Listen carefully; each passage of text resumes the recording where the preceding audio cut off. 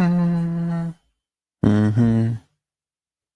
AOA podcast back for another episode. Here we are. Midweek. So nice to see everybody. Frankie C is here.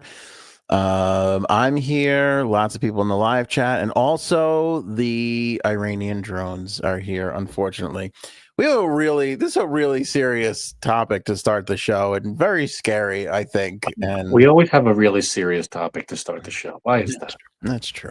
I mean, the Diddy stuff is serious too. There's an actual victim on camera. I'll play the clips for you. It came forward.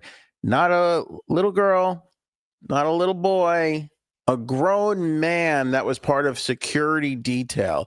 I mean, when you see the outline of this guy, Frank, I wouldn't want to mess with this guy today. I don't know how Diddy wound up assaulting him, but we'll play that clip for you too. Plus, Christopher Wray is on his way out. That's breaking news as we speak. That's just coming out in the world right now. The FBI director says he's going to step down.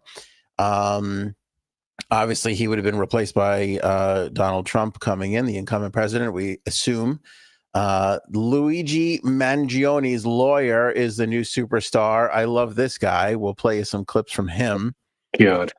And we have other assorted topics and such. That is a podcast.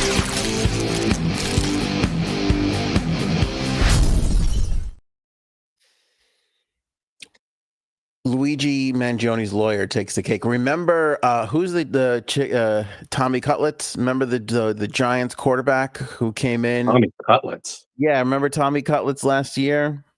No. Tommy Cutlets came in for the Giants. He was like a New Jersey-born Italian kid, and he came in and really rocked the QB position for the Giants for like 3 or 4 games. His name was Tommy Cutlets? Yeah, his name was, I forget what his real name is, but they call him Tommy Chicken Cutlets because he's like an Italian kid from literally down the road from Giants State. Yeah. And he had an agent who I believe was like a childhood friend who wore like a fedora on the side. Like literally this guy was the 3rd string quarterback, and the agent and everybody around him was acting like he was Tom Brady. And Tommy Cutlets became a little bit of a character in the New York area, and then his agent became a character.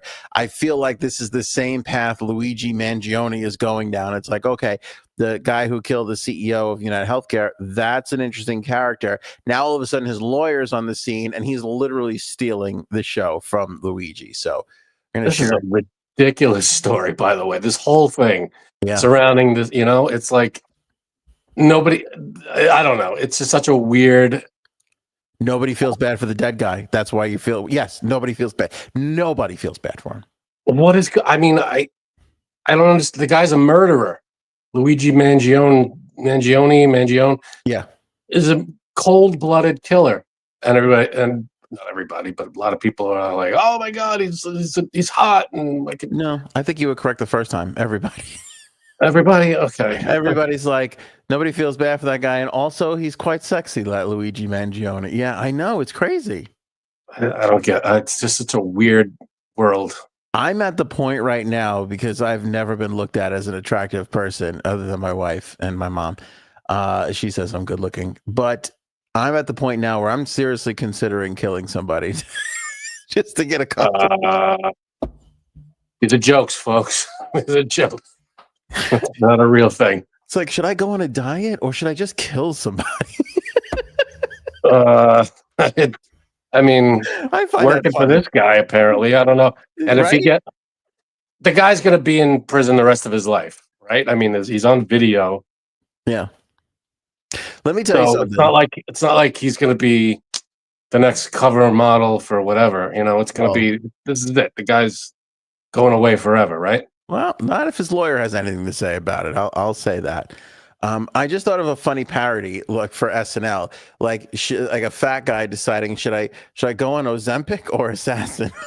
Which one? Or just assassinate someone. It's like that's probably not the idea. Was we want to spread around. Side effects may include jail time. You have to be a good-looking son of a bitch, though, and then you can get away with it for some reason. That's true. That's ridiculous. I don't doubt that Luigi would be looked at as a good-looking guy under normal circumstances, but I feel like it's the he took matters into his own hands and he harmed somebody, that is part of the attraction for some of the ladies out there. How is that attractive? Jay Sabs was on last episode and was like, and you know her, she loves a gray-haired gentleman. She loves an older guy. She was like, he's good looking. He is a good looking kid. Well, there's objective, you can look at someone and say they're good looking or not, but just factor in the fact that he just murdered someone. Yeah. And that doesn't affect any of it. Women love, I always tease Jay Sabs and say women are broken, but women love to fix a man. And Lord knows we give them plenty of material to try and fix. But, fixing a guy, this is an extreme fix. Like, this is like when they do home makeovers, this is a complete teardown because the guy just flat out just shot someone in the back, like in the middle of the street, in broad daylight. True, but he deserved it. No. Deserved it. No. It's one of, Did I just lose you? You froze for a minute. Can you hear me? Can you hear me? I'll go out and come back in. Are you there? I'm here. Okay, I don't know what just happened. Everything on my end, it looked like you froze and I couldn't hear you for a little bit. Oh, okay. I think we're back now. That's weird. There is a bad storm right now in the Northeast. So Frank and I are. There's like wind and it was so bad. I got a wind like warning as I had a drive today. I had to go visit somebody out west, and I got a warning on my maps. It's like hazardous wind out there. Yeah, and there's got to be a better, like, garbage pails. They fly all over the place, so it's like, there's got to be we got to advance our community with garbage. I feel like there's a better way, because then you walk around, there's garbage there's garbage cans flying all over the place. It's crazy. Do you think that was the wind just now, or do you think that was the New Jersey Iranian drones? Oh, it's probably the drone. Could have been the drones.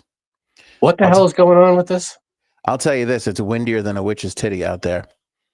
How hard is it to fly a drone in the wind? I mean, I don't know what these things are capable. I'm sure it's not a drone from like Best Buy. No. All right, so here's the thing, and somebody tagged me on social the other day and was like, "What is happening with this?" So I'm sorry, I forgot who did it, but and I literally started researching this the other day and couldn't say anything because nobody knew and nobody was saying anything. Like, all they were saying was, we're seeing these drones. They're over Donald Trump's Bedminster course. There's a military base in New Jersey that they were over as well. I was going to say, what are they looking for in Jersey? I don't know what it's weird. They're doing their own Real Housewives show, or they're looking for the best place to put their garbage. I don't know. What are they? Yeah, they're just like, is Jersey as shitty as everybody says they are? And just let's fly the drones over. Let's go to the shore. Let's see what's going on down at the shore. Yeah. Can we find Ronnie and the situation and see if they, pick up some get the drone down low enough so we could pick up some saltwater taffy. I mean, what are you going to Jersey for? Jim Tan dronage. That's what the new thing is. But listen, enough bad jokes. Nobody knew. And here's the scariest thing. The other day, they were interviewing Governor Murphy, and he was like, we don't know what it is, but everybody's safe, so you don't have to panic. He goes, but it is pretty advanced technology because these are big drones. Like, to your point, they're not little Best Buy drones. They're probably like the size of cars or something, or bigger. Yeah, because they're big. Like, I've seen a drone, again, for anybody who's a Casey Neistat fan out there, who's like a big YouTuber. There was a drone that he flew in, like not in, but like there was a drone where he was able to like hold on to like a rope from the drone, and the drone like picked him up and like dropped him down this like ski lift one day. So there are drones that are pretty massive. I've seen videos of, I don't know, it looked like people like make their own. They sit in a thing and they have the big propellers on all around them.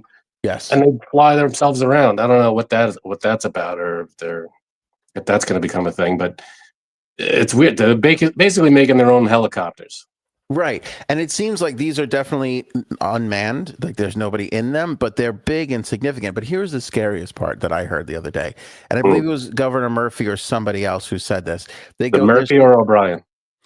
They go, there's nice. That's the first one, Seinfeld fans.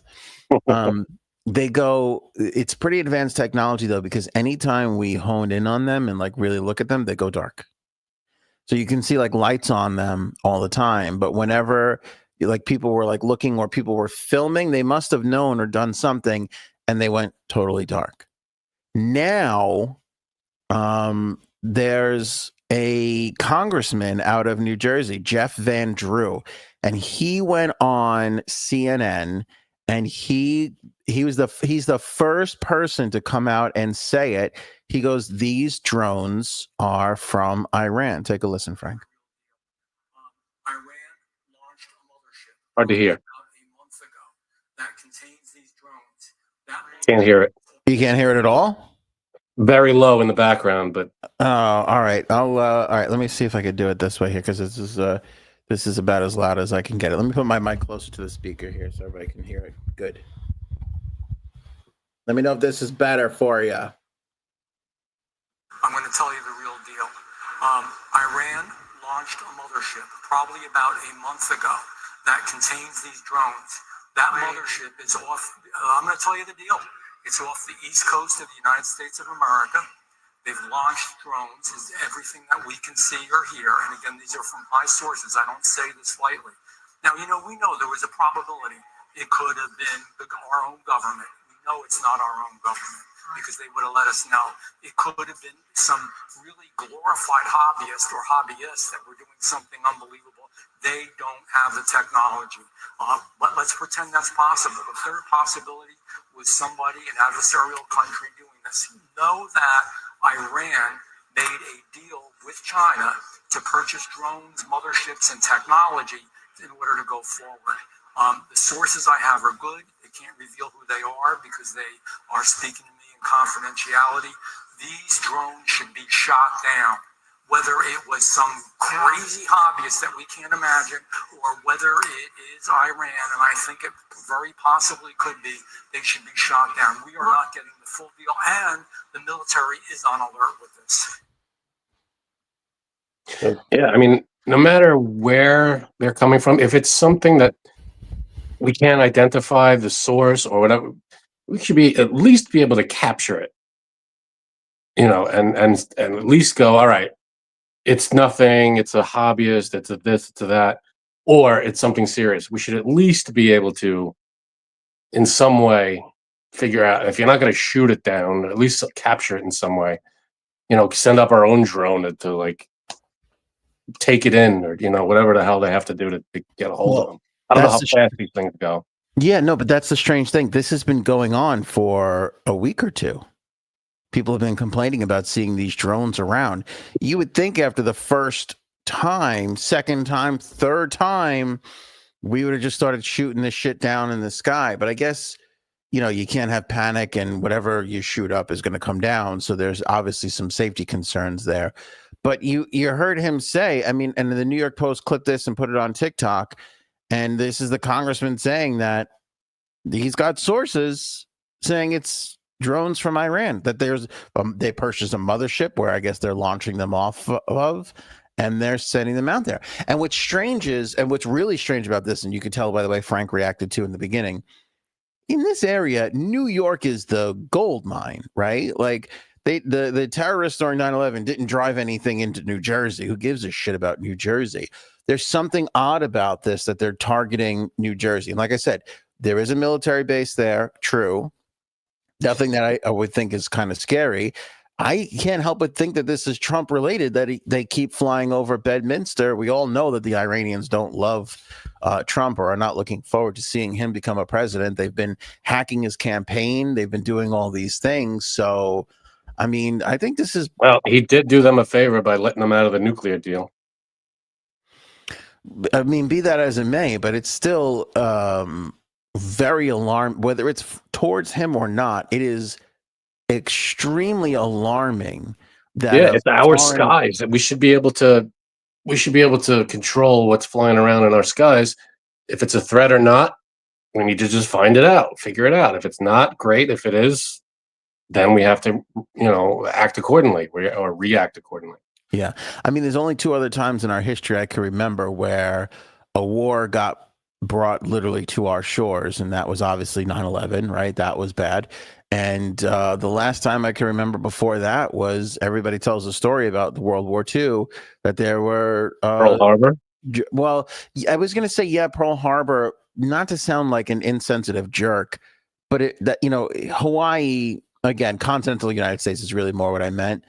The German, how many times have you heard and read? Oh, there were German boats, submarines and stuff right off the coast of Long Island, so that's the other last time I can hear it. Obviously, Pearl Harbor, yes, if we're considering all the United States of America, even though that was really more targeted at our military thing, on military operations. This is scary, where it kind of feels like it's a foreign nation right here on our doorstep, and that's a little frightening to me. No bullshit. Like, I wish I could put like a little jokey joke slang on this, but when he came out and said that, I'm like, feels like we need to go in and start to removing leaders over there if this is going to be if they're going to be able to get a drone right over our cities today. That to me needs immediate intervention. Yeah, I feel like if there's, in my mind, I feel like we're looking at our surrounding waters all the time. This is how I feel like it should be. And if we see something that we don't recognize, we have to investigate what it is, right? I mean, I feel like we should be watching the coasts and the shores, and I don't know how far out this ship, they said this mothership or whatever, Iranian mothership is. Right. Where's that? Where's that thing right now? How far away from it, from the shore, can it be to operate a drone? Does it have to be within a certain proximity, or how far does it have to be? We're aware of it, and we're aware that it's sending drones, or are we not aware that it's sending drones? I don't know. He was a little vague about it. He was a little vague about that part of it. Or this guy does not know what he's talking about. He's like, all right, there's a ship, but we don't know if it's coming from them or not. Or, do we know? Maybe this guy, he says he has sources, but maybe we need more people coming out and saying, yeah, he's right. Or, yeah, I don't know what the guy's sources are. Right. And if this is any other person, I don't think it leads the podcast here. But because it's a congressman from New Jersey, he's the first one. Again, the governor hasn't said anything. State legislature hasn't said anything. The president, the military, everybody's like, no, we're monitoring it, but it's nothing really, and don't be alarmed. And now all of a sudden, a congressman comes out and goes, no, I have sources saying it's Iranian. It's like, all right, game on. Now it's time to start worrying a little bit. That's the thing, though. I have sources that say it's Iranian. One is, how do you know it's Iranian? So if you think backwards, you go, all right, how do they know it's Iranian? They see the drone. They had to know where it came from, this mothership. So they have to be monitoring it in some way. They can't. Well, I can't imagine they're just looking up at it and going, that's Iranian. No, but I mean, you get the feeling like the military knows. They're just not telling us yet. They're not ready to That's my point. Panic. That's my point. My point is, they probably have been tracking these things from whatever mothership it's coming from. So that's, in other words, how else would they know it's Iranian unless they have one in their possession, they caught one, or two, they saw exactly where it came from. According to my sources, who will remain unnamed, the drones say "made in China" on them. So that's part of the. Oh, you see, all right, that little sticker on it. To be fair, though, I think all the drones are made in China. I don't know if we're making everything's made. Yeah. I don't know if we're making those anywhere else at the moment. Right. But I mean, how big are they? What are they? What are the drones? These specific ones. What are they doing? What are they capable? Are they just set up with cameras? Are they set up with anything else on them? What are these drones? And who are these drones? I feel like even if they are, first of all, they're set up with cameras, best case scenario. So if they're just collecting information on what's where, that's okay for now. But they're going to use that for the drones that have more than cameras on them. It's not okay to fly into our airspace unknown. Right. If you have permission in some way, it's weird, whatever. But okay. But well, think about it. We can shoot down an aircraft, and obviously I think we could shoot down a drone, but drones are also awfully small. They're smaller than manned aircraft. So do we have the resources necessary to take down a drone? I'm sure we could take down a drone if we needed to. You would think so. And let's be honest, again, I'm not trying to stoke fear here. This is just my thought process. And we know this now in hindsight. Like 9/11, the idea of terrorists flying planes into buildings was shocking to us on the morning of 9/11. But in the intelligence community, they were well aware of these plans that were being spoken about for years amongst terror cells. Yeah, I mean, you're right. Like, what is this? What's the purpose of these drones being up there? Like, because if we don't know about them, they obviously don't have permission to be up in the sky. If it's some recreational hobbyist just flying a drone around, it seems like the guy said, it's not that kind of technology. This is more advanced than that. So I have to imagine if we could send missiles to wherever and they could hit their target, I have to imagine we have the ability to take out a drone that's right above us. Yeah, I hope so. I mean, I hope so. They're awfully small. Yeah, but there's got to be some kind of, how you like, they just map a target. Just go here. This is the target. Like a point and click. Like here, this is the target, and then the thing just goes and gets. Yeah, no, I get that, but at the same time, it's like, it's also over suburban New Jersey. Like it's not like they're, No, I know. They don't want to make a war zone out of suburban New Jersey. I get that, but you missed that drone, and it's look out, Connecticut. It could be coming your way. No, I know. I'm not saying send a missile to the drone. I think that's that's overkill for the drone. Like, but if there's a way to take it out, like disable it electronically, maybe nice. EMP kind of the thing. You just somehow from the ground turn it off. You know what I mean? Like what just happened to the podcast, right? If it could happen to a podcast, I don't see why we can't just turn off a drone. Cut off its Wi-Fi.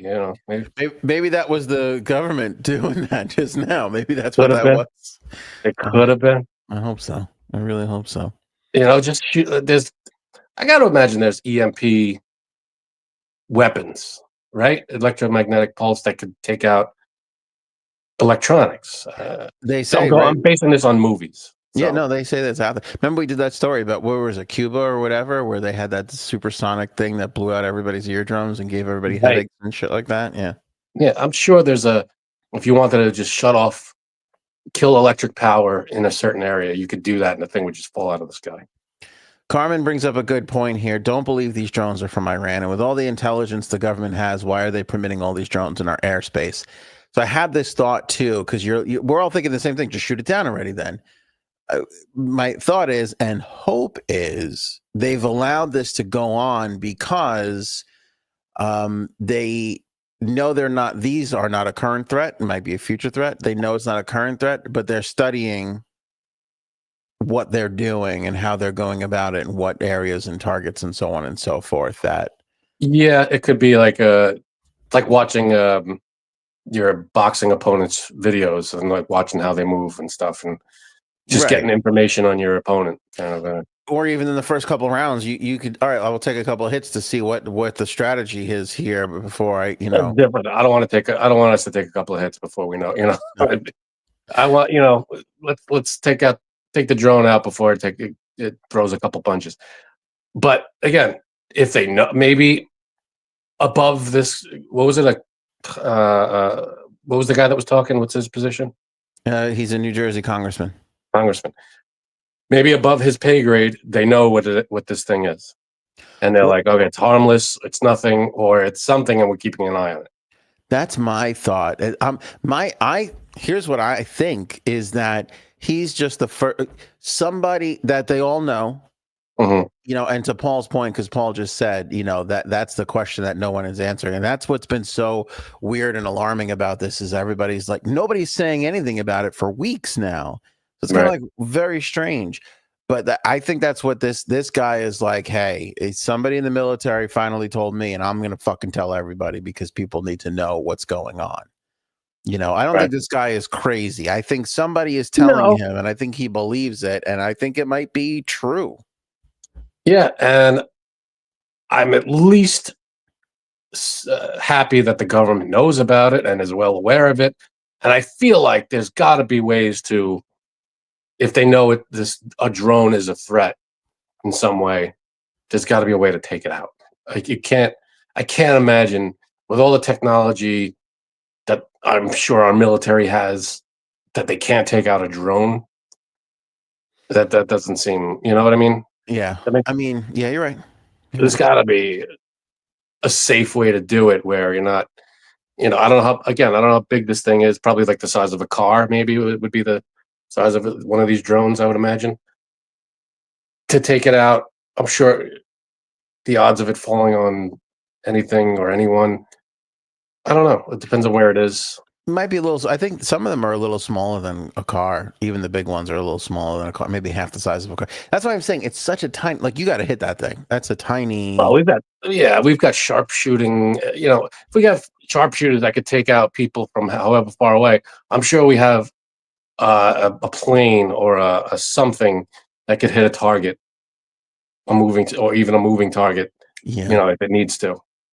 It's just very strange that it's like going on for so long and it hasn't been stopped yet, or people haven't said, or what was the last thing? The last thing was, wasn't it like balloons or something, or spy balloons? What was that? We ever resolve that? No, the weather balloon weird thing that happened. Remember that? Yeah. Everybody's like, oh, Chinese weather balloons or whatever. I don't know if we ever got an answer about what that was, or. I don't think so. Yeah, Brian was just saying that in the comments. Yeah. Oh. I don't know. I really don't know. But I listen, I feel like I'm always maybe not always glass half full, but I always try and do a positive spin on it. This is actually a little frightening to me. Because again, it's like the first time there's something on our shores that's right here that could be a real problem for us.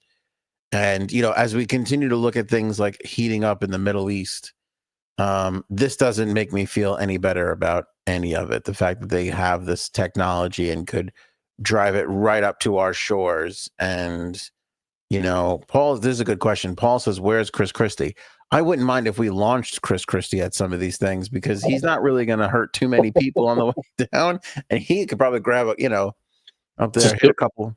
Like he's in one of those wind tunnel machines with the money. Just grab them. To see if it can grab. Yeah, kind of like Angry Birds. Can we fling Chris Christie at the drones like Angry Birds? Not for nothing, but I feel like we're giving SNL a lot of material on this episode. They could use it, yeah, they could use the help, and I think we're doing them some justice. You're welcome to have it, Lorne.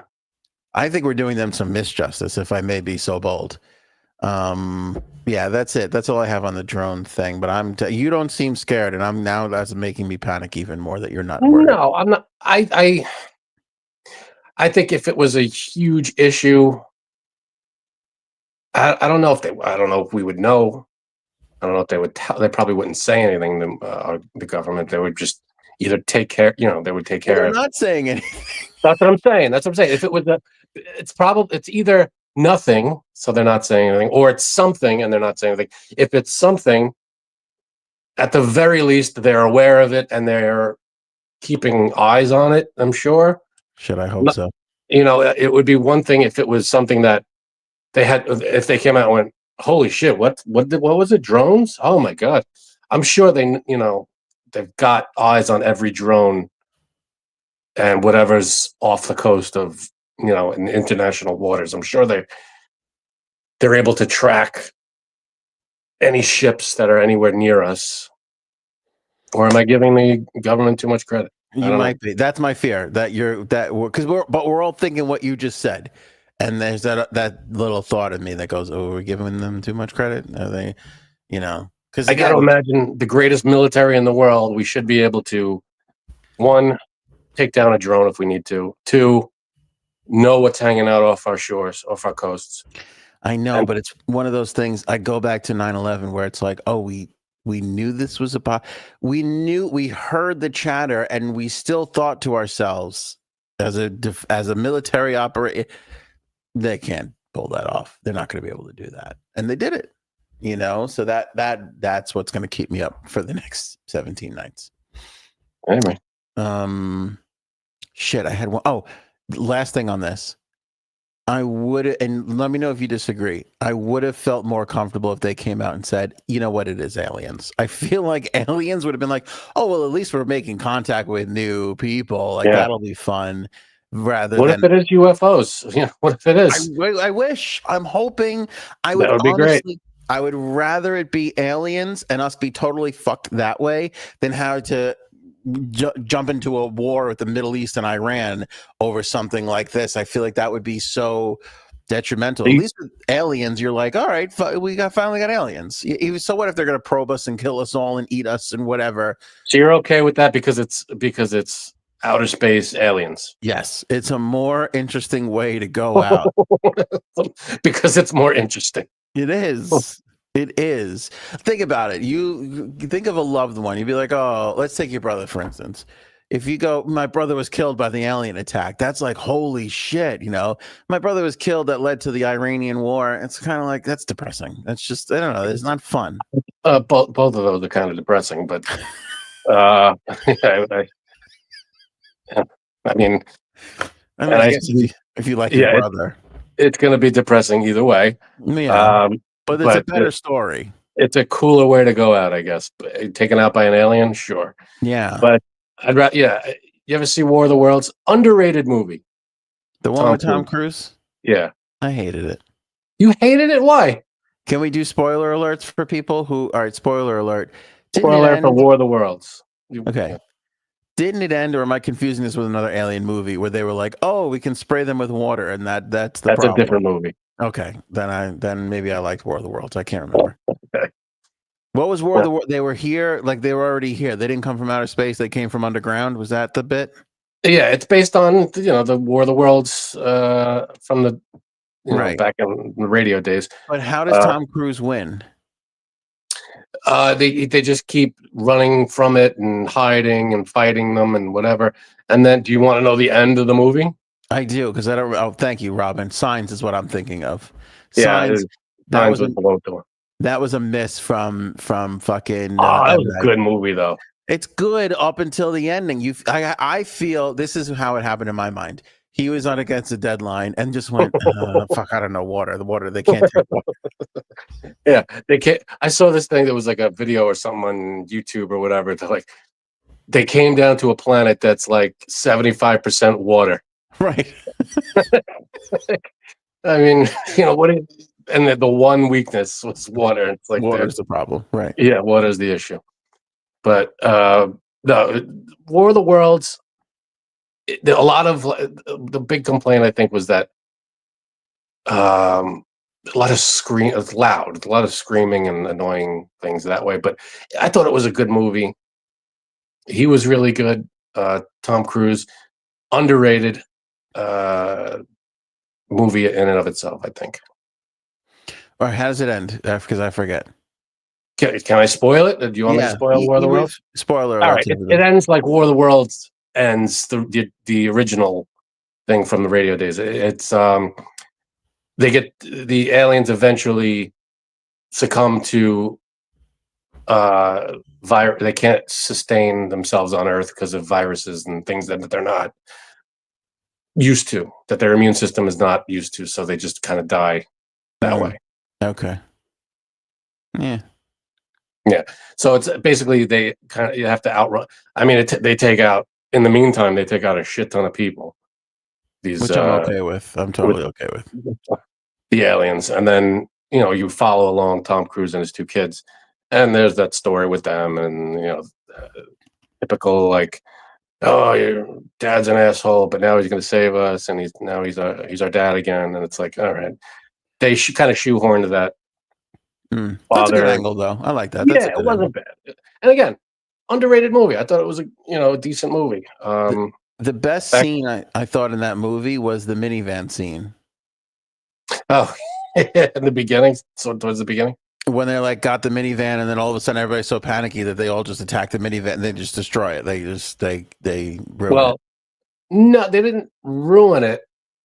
Well, there was there was the one working car because all the cars got taken out. I said, the EMP thing, they kind of took out all the cars.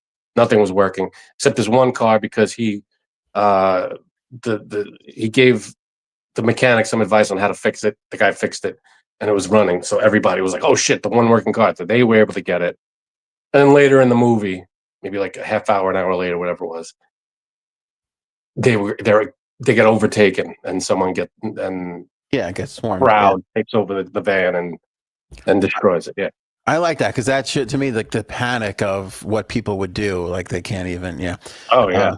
Another good question from Carmen. Look, she's on fire this episode. Another observation: do you think this would go on in another country's airspace for so long without the government taking control or eliminating? And then she said, "Why are?" And then I believe the government took her out because she didn't finish that sentence. See, that's what happens. Yeah. Be careful what you type in these things. I don't know. We don't know what countries. What if that does happen in other countries? I have no idea. We don't really hear about other countries being looked at by drones because it's not our top of our headlines. Doesn't make headlines for us. I don't know, man. It's just it's a little crazy. It's unnerving. It's unnerving, but I'm glad that they at least they know about it and they're on top of it and they're looking at it and we're aware of it and everybody's kind of got their eyes on it. At least that, but and I'm sure they know more than we do at this point. I can't imagine that the military knows the exact same amount as Anthony on air. No offense. I have to imagine that the military knows more than we do at this point. I hope so, but it's scary. But here's the other alarming thing. A congressman from New Jersey felt so compelled that he went on CNN and was like, my sources are saying it's Iran. Like that's a little unnerving too, that he's like, the people need to know this. Yeah. I mean, he's probably getting inundated with calls and email, whatever, communications to his office. And he had to like, hey, I'm going to put out a press conference and say what I know. And at the very least, that could spark the people above him to come out and say, no, it's not this, or, a response. I could spark a response from the higher ups saying, no, what this guy said is inaccurate. Here's what it is. Yeah. So maybe that's his strategy. There's no negative for him to come out and say, my sources say this, because it's either going to generate a response from the government saying, no, this is what it is, or it's going to, at least get public awareness going, So. Yeah. Well, fingers crossed it's aliens and he's wrong and it's aliens. Aliens would be good. That would be cool. That's all I can hope for right now. Over to Diddy, Frankie C. So CNN had this interview, and we'll bring it up for everybody. It's one of those like they light the back of the person so you can look how big this person is. This is a big dude. They got a close up here. Yeah, it's a big dude. So this is one of the security guards who was hired. Thanos? No, it looks like the outline of Thanos.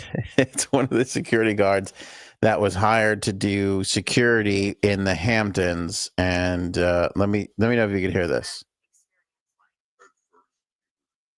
No. You can't hear that? No. Oh, damn it. All right, I'm going to put my mic closer to it so everybody can hear it. But he describes, working security and Diddy being friendly at first. So here, take a listen to this. Okay. So you had a friendly chat, and then according to your lawsuit, at some point later in the night, Sean Combs himself offered you a drink. This didn't come from staff or someone holding a tray of drinks. It came from him directly. Correct. The first drink started to have some effect on me. And I just thought, wow, these are really strong drinks. It wasn't until the second drink, and it was already too late, that I realized that there was something wrong with the drinks. Sadly, Sean Combs was waiting in the wings. He was watching from some sort of vantage point.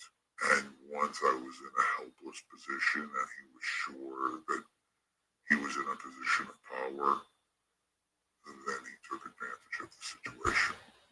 All right, we don't really have to go out and further than that, but how crazy is that? It's a security guard. I mean, this guy just did anything he wanted to anybody, and it's like, how long was this allowed to go? Unbelievable. I start to buy into and believe this story of this is all true. Because here, all right, Bert Kreischer, who's a hilarious comedian, he tells a story once because he got a development deal with Will Smith early on in his career. Mm-hmm. For people who know the Van Wilder movie, so that movie was inspired by Bert Kreischer, who was named by Rolling Stone magazine as the biggest party animal in the country. He was attending Florida University or wherever he was at, some college in Florida, and they wrote an article about him. And the article came out, and it was such a huge thing, and everybody was like, "Oh, we think there's a movie in here." So they started writing this movie based off of this thing. Now, Van Wilder gets made, and it has nothing to do with Bert Kreischer. They literally just stole the story.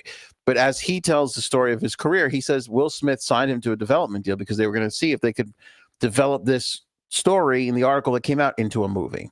And Bert tells a story that his father said, "Be careful, because these guys like Will Smith and all them, these big movie stars, like to, flip guys. Like they like to, bang guys in the ass," and all the stuff that he's telling them.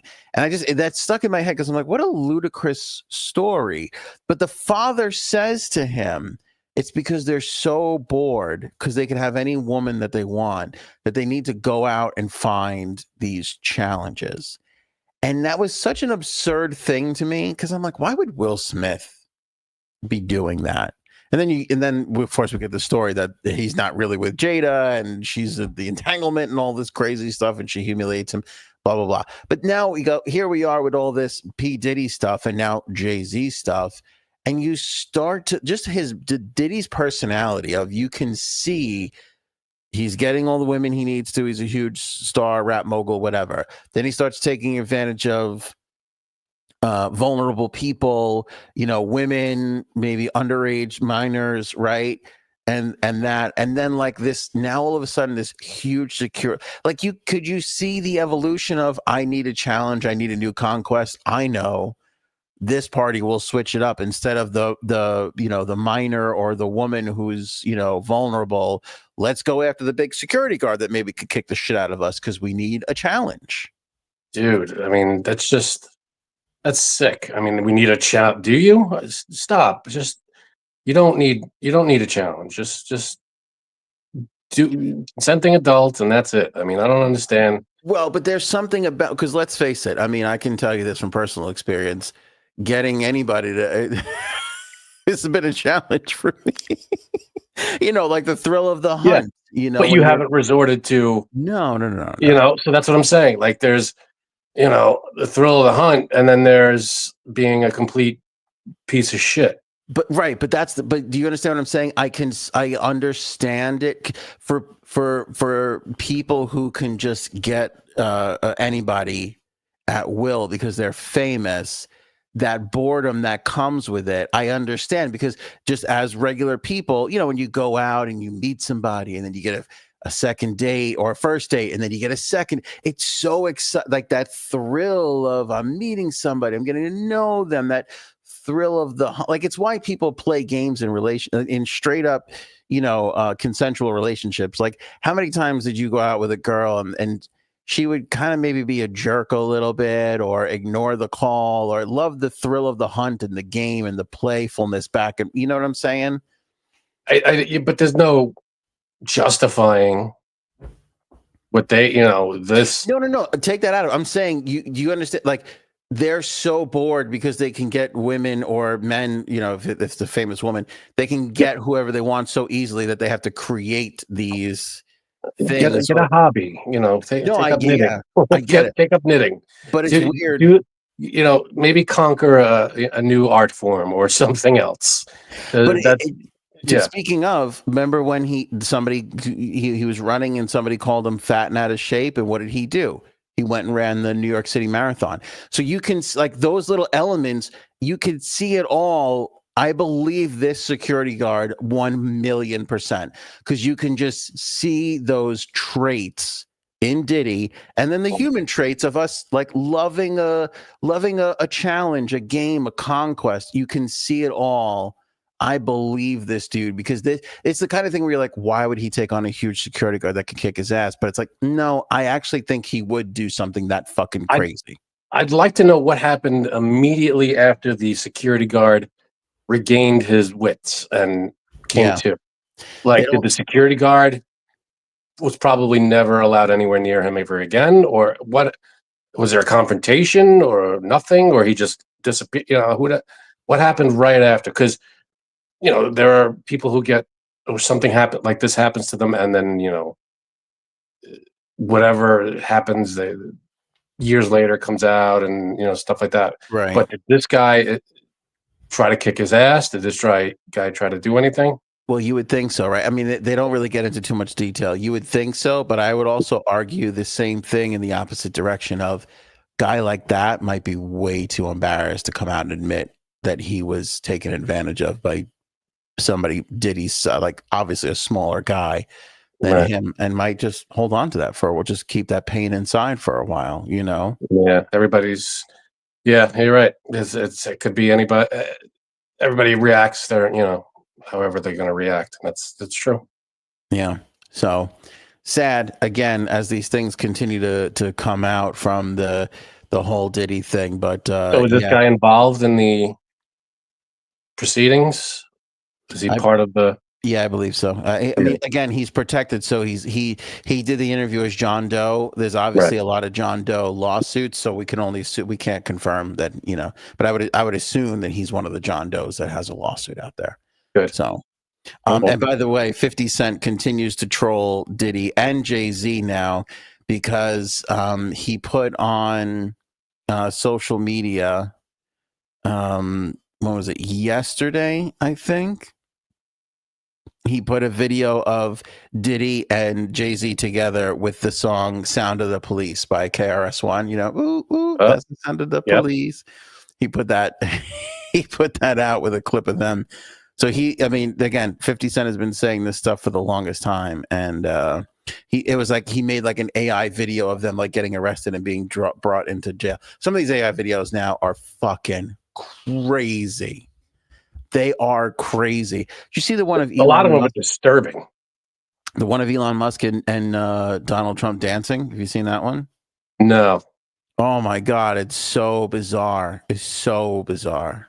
There's one of like Gordon Ramsay in the kitchen chopping up stuff and mixing things, but it's like it's like a nightmare. It's just like he's chopping, let's say, like lettuce, and all of a sudden there's just a huge mountain of lettuce, and it's like then he's making pasta, and it's like he looks like weird, it's him, but it's not him, and it's like, and he's talking, and they put like the voice behind it. It's just a weird fever dream of a thing.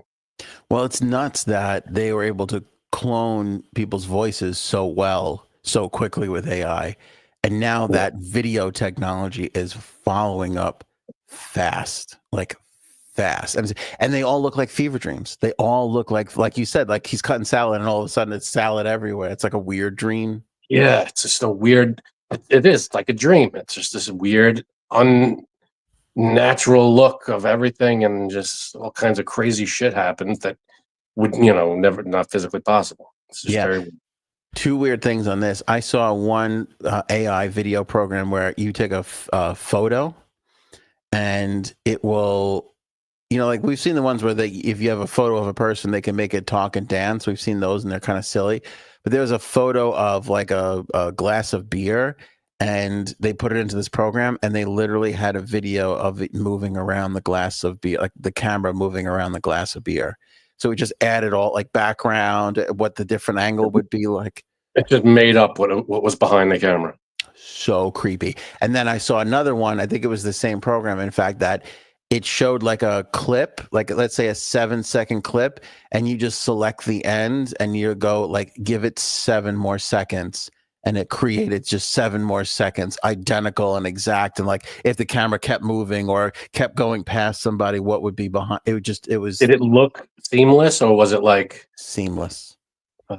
It didn't look like the fever dream stuff at all. It's going to be very. There's got to be laws put in place, I'm sure. Like with AI getting as more and more flawless as it moves forward, it's got to be like. If this is because you probably wouldn't be able to control the AI side of it. So you'd have to, like, if you're talking to news outlets, have to say, not an AI, real footage or something. So in other words, if you're looking around, if it doesn't have that real footage by law thing on it, then you can't trust it. Yeah, because we're going to get into, and what's strange is this is kind of the point of Judge Dredd. Remember, this is all part of Judge Dredd. They had a photoshopped photo in the original Judge Dredd. I mean, it's going to get to the point where we're going to be like, is this real? For instance, there's going to be a murder and we're not going to know. And then somebody's going to put out a video of that person somewhere else. Yeah. Oh, look at this security footage from across the street we got. And it could be completely AI generated. And it's like, well, how the hell will we know?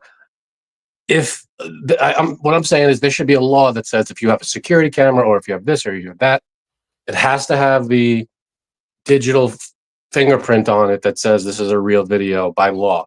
If it has it and it's fake and it's found out to be fake, crime.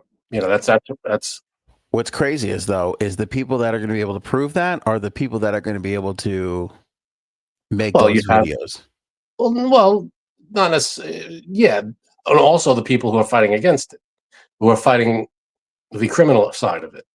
So if there's a fake video, anybody, whoever they like, let's say you are an AI expert and you make these videos and whatever, and then they hire you and say, all right, you're on the law enforcement side.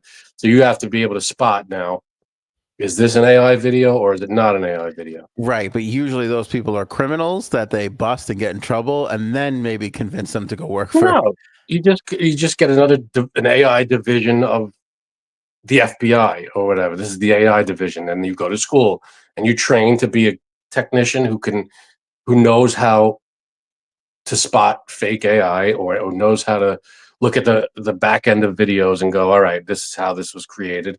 Yeah. And could go, all right, this is fake, this is bullshit. Or it has to have this official digital stamp on it that you can't fake, like money. The way that people can counterfeit money, but we're able to. But yes, I agree with you. I agree with you, but usually they catch counterfeiters after somebody pulls it off for a little while, so there's going to be a little time where it's perfect. Yeah, I get that. Yeah. But it gets increasingly difficult. I feel like we're maybe not ahead of the game, but we're neck and neck in the game with counterfeiting money, right? I feel like we're right there. Yeah. I feel like we have to also be right there with AI. We should be able to spot counterfeit AI, videos and counterfeit photos the same way we spot counterfeit money. Yeah. I just feel like, and again, I don't know, I'm worried.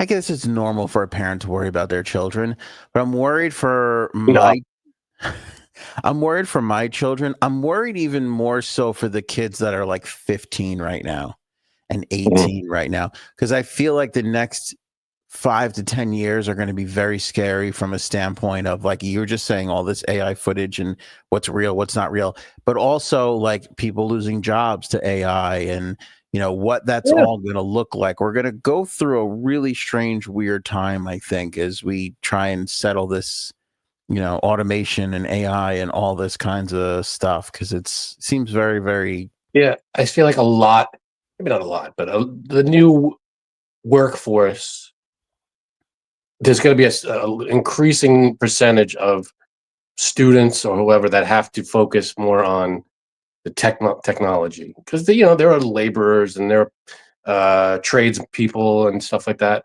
Right. But but more and more studies and universities and things are going to have to start teaching. The curriculum is going to have to evolve with jobs. In other words, jobs evolve, so getting kids prepared for the world and to go into those jobs have to evolve.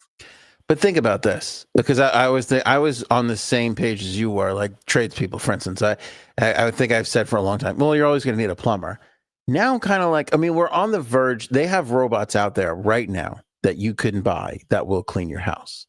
They're prototypes. It's like one of 5 that these companies are making. But I saw a presentation. I think Kim Kardashian bought a robot that will clean her house. I mean, it was insanely expensive. What do you mean clean her house? It will clean the house. It will walk around. It will vacuum. It will be Judy. What was her name from the Jetsons? Rosie. Thank you. Was there a Judy Jetson? Or am I? Yeah, Judy was the daughter. Jane, his wife. Jane is okay. Good. Thank you. At least we got the daughter, Judy. Yeah, Frank's the memory portion. But I mean, is it like dusting around her knickknacks and picking up things and wiping? Is it getting under the carpet, under the couches? How well is it cleaning the house? Whatever. I mean, as well as it's cleaning the house, how long until it cleans the house really well? And my question why I bring it up is, how long until they've got these drones that will go under your sink and find the leak and know how to repair it and actually be able to physically repair it? I feel like that's a long way off, because that's a different kind of. You have to be able to discover. That's more involved. I don't think it's impossible, but I think it's a long way off. The videos I've seen of robot technology, they're just now like teaching it how to go down a hill, like walk down a hill. I don't know if we're very close to it cleaning, fixing a leaky drain or running pipes through underground or, whatever the hell else. Let's talk about that. How long does it take to build a house? What if you have just an army of robots out there hammering those nails? Well, there are 3D printed houses already. I don't know. They're not 3D printing the electric and the heat and all that. They're just doing the framing and everything. But I mean, would you want? I guess that's moot. Like, would you want a robot doing your electric? You're going to have no choice in 100 years if it is or not. Yeah, let me make this argument. Robots kind of build our cars right now. I mean, there's people on the line, but when you look at it, that everything is picked up by a robot arm. Everything is put in by a robot arm. The humans are kind of there just to kind of guide it along. That's what I'm saying. Like, as the job world evolves and let's say AI or robots or whatever take over certain positions, then the education system has to change with it and go, all right, well, we're not going to teach you to do this anymore, because we might teach you how to maintain this and fix this and do that. But this is I mean, there are you probably don't go to school to build I mean, I guess you can. You do go to school to build cars, because that's not. You know what I mean? Like, it's not complete. It wasn't completely taken over. We've been building cars with machines for almost 100 years now. Yeah, and it hasn't been. And there's still mechanics, so it's not like right. But you're talking about how many people on that line 30 years ago versus how many people are on that assembly line today. I bet you it's far less. Yeah, but there are also offshoot jobs like mechanic and maintenance people and all these different. I'd pose the same question. How much longer until there's a robot mechanic? You just go in there, he plugs right into the car's computer, figures out what's wrong, diagnostic test, and then goes and fixes it. But is he going to go, you need a new Johnson rod and screw you over for another $100? Or Johnson rods are always going, though. You know that. Do you think that, do you think they would program the robot to be like, maybe we could upsell them on a new air filter? Yes. I don't know. Can we do that? There's some marketing douchebag that'll be in that company. Like, let's see if we get upsell. We'll do a little upsell here. Yeah, I'll write the screw you over program and put that in there. Yeah, 100%. Oh, it's a little scary. It's a little scary. But I think as that evolves, as the job world evolves, so will the generations getting poured into the job world. In other words, some jobs might fall away to not being needed to be run by humans anymore. Right. But with that, other jobs will present themselves. Well, that certainly has been the example in the past, right? As we've gone from industrial revolutions and such, that's been the case. This, I think, is a little different because it really has an opportunity to replace a lot of people and not provide much more. There's only so much AI robot maintenance that can go on. No, I know, but as we've evolved as a species with all the technologies, where some jobs were left behind and not needed anymore, people who would have done that job do it now as a hobby probably and focus on a different job. Yeah, like a blacksmith. We probably don't need people making swords, but they have, I'm sure they have machines that do that stuff now if you want a sword. Well, whitesmiths too. Let's not be racist about it. Let's be fair to everybody. Very good. But people aren't going to be blacksmiths anymore or whitesmiths, but they'll do something, that's just not an option anymore. And then people who 400 years ago may have been a blacksmith will now be a carpenter or whoever, and then 400 years from now, people who may have been a carpenter will now be a whatever, it'll just be the next evolution of these jobs are no longer needed to be done. So now these jobs will. I'm just going to say this. The second I could kind of almost maybe possibly and then wind up paying it off, afford a robot that can clean the house, I'm buying it. Like the second I could be like, what, do I have to remortgage my house just to be able to afford this? Done. Let's do it. Let's sign up today. Like, I can't imagine the freedom of not having to. So you just have a robotic person. It looks like a person just walking around, wiping stuff down and vacuuming, and then I don't give a shit if it looks like R2D2. I don't give a fuck. And then it just goes back and plugs itself in and sits on a charger. I have a feeling if it could do all the stuff that's required to clean a house, it's probably going to be able to do more than it probably would be like something like a Alexa or a Siri. You could probably like catch a hand job in the spare bedroom kind of thing. Maybe. No, I wasn't going in that direction, but sure. I was going in the direction of it's probably not just going to be. My guess would be you'd have a robot and it could also clean. Do you know what I mean? Oh, I don't think we need it for anything else but cleaning. Like, pick up the towels, do the laundry, kind of a thing. Vacuum, mop the floors, wipe the windows down, clean up the kids' room, clean up your whatever it is. Like replace the toilet paper, wash the shower down, all that stuff. Could you imagine not having to do and then that's most important to me. Secondary to that would be the shopping, because that's the other big thing that takes up a lot of human beings' time that we really don't need to be doing. Like, how wonderful would it be? Like, well, these are all the things I need, and then the thing goes out and gets it and comes back and puts it all away. We have, you don't have to shop. There's an app where you could just buy the shit you want, and then they deliver it to you. That's true. Yeah, I guess you're right. But even though that's available to us now, I don't do it. Why is that? Why? I don't know. Yeah, do you do that? Sometimes, yeah. You got like the Peapod or whatever they call it? Yeah, Instacart. Yeah, that's a big one. Instacart. That's a fucking beautiful thing. It's wonderful. Just go down, I want this, I want this, I want this. You check it off. They total you at the end, and then it'll be ready at this time. Either deliver it or you just go to a couple miles, pick it up, and bring it home. But think about this dream scenario. The thing about this thing, whether it's your fridge or the robot or whatever, knows, oh, Frank drinks, in the Frank household, they drink, they drink 72 Snapples a month. And as soon as you get down to 5 Snapples, boop, it flies out there, gets some more Snapple, brings it back. I feel like there are refrigerators that do that. I feel like there are refrigerators that do that anyway. Like Amazon, they have that shit, I'm sure.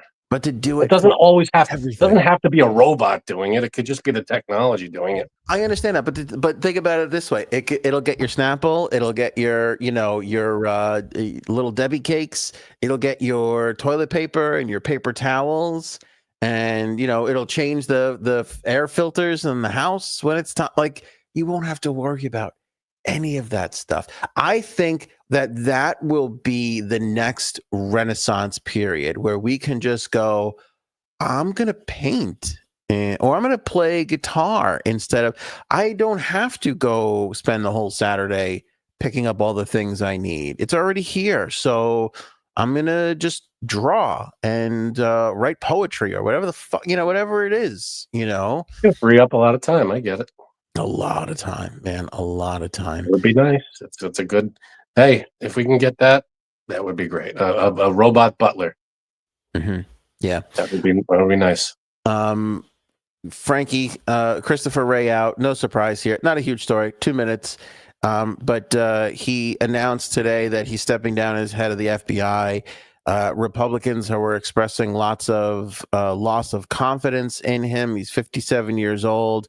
He was at a town hall this afternoon, and he said, after weeks of careful thought, I'm going to resign. I'm resigning, and I will step down in January at the end of the current administration. So, obviously, reading the writing on the wall that he was on his way out with the way President-elect Trump has been talking. Yeah, he's going to appoint his own people anyway.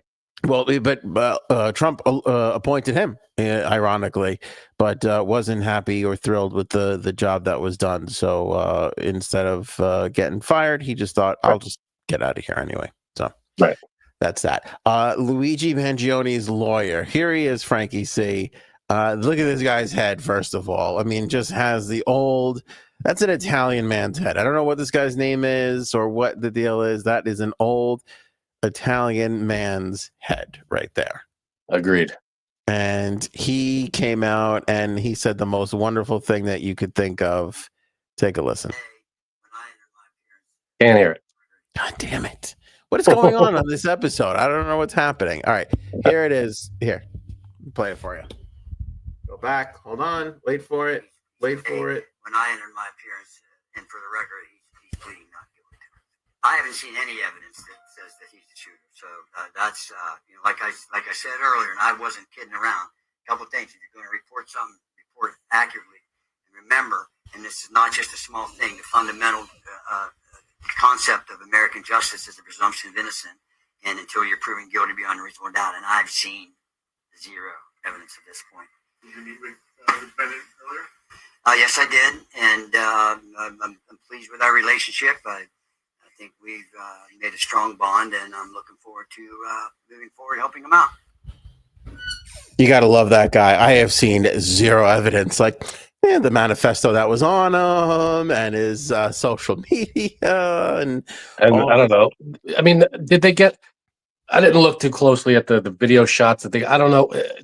They kind of got his face, right? From the shooting? No? Well, I know he had a hood on, but did they get him on another angle or something? Not from the shooting. I mean, from the shooting, they saw the hoodie and the backpack. And then they were able to tie that into a water bottle that he put into the garbage a couple of blocks away. And then they were able to tie that into the hostel that he stayed at and left a fake ID at. And it was at the hostel or it was at the Starbucks that he visited to get the bottle of water, where he pulled his mask down because the girl said he was cute. See, women, vagina will get you.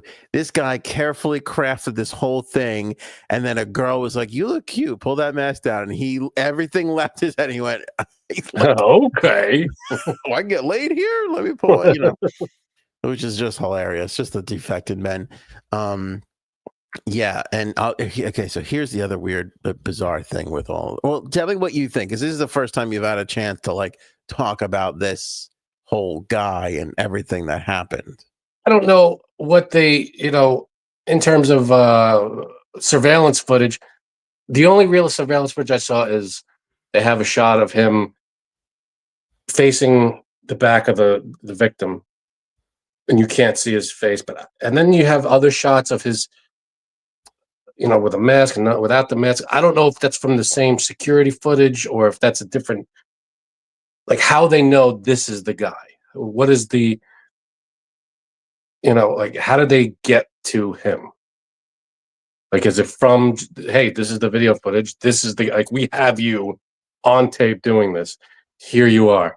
I mean, or is this all the images I've seen compiled from other security footage? Is that what I'm looking at, or is it? Yeah, it's an amalgamation of a bunch of security footage, and like I said, the bottle and everything, and they don't have this guy dead to rights. It's not like here's your face and here's you pulling the trigger.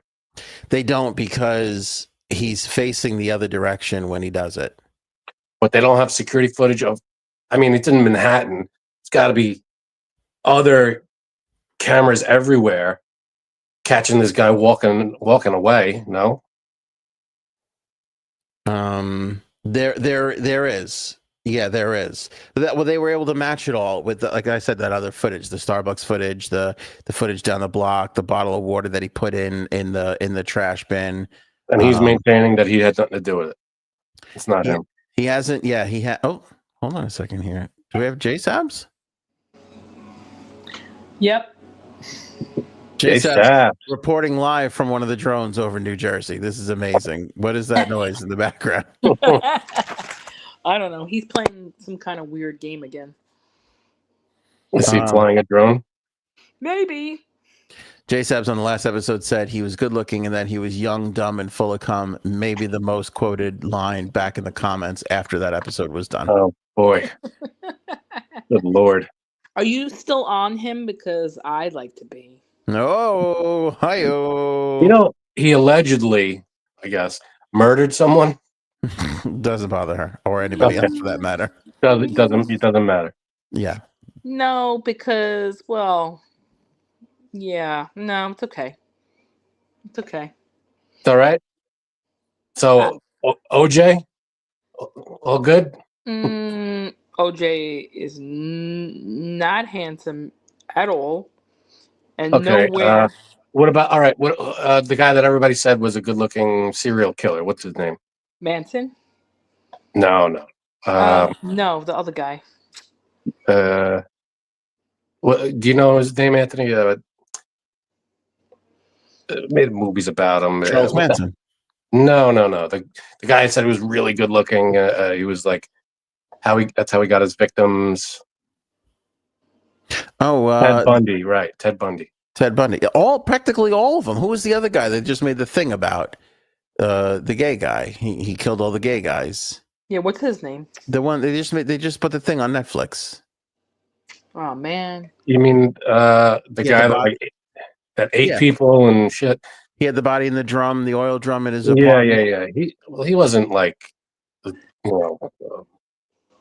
wasn't known to be like a good looking. No, he was. That's how he was getting all the guys. They were like he would sleep with them all first. Yeah, but then you got like, what's the guy that was a clown? And he was a nut job. He's not a good looking guy. But so this Ted Bundy, I mean, how about him, J-Sabs? If you had a chance to, I mean, Ted Bundy killed a lot of women. Does that do it for you? No, I would say this guy. It's just something about this guy. I mean, it's not like he killed his girlfriend. He did shoot someone in the back, cold blood, in the middle of the day. I mean, I could understand his feelings. No. Yeah, a lot of people can too. I get being pissed off at insurance companies, but don't you think that's an extreme response? I guess. Sorry, I'm not paying attention. Okay. You got to focus on flying the drone. I get it. Yeah, sorry. No, I'm trying to get in the guy's cell to look at him. The John Wayne Gacy, that was an ugly son of a bitch. Oof. But yeah, everybody said this guy. I mean, if he's proven to be innocent, whatever. But if he's guilty of murdering someone in cold blood, that should automatically be like, take him down a bunch of points. No? Let me ask you a question. Let me propose this. If he tried to kill a certain president, would you feel the same? Oh, good question. If he took out Trump, you would be like, who's good looking? No, Is that Luigi? no. If it was a girl, who? No. I would tell you, he's hot. Frank's full of shit. I would tell if a girl assassinated somebody, I would be able to tell you if they were hot or not. I would have no qualms about judging them from a beauty standpoint. Yeah, but would you want to hook up with them? Yes.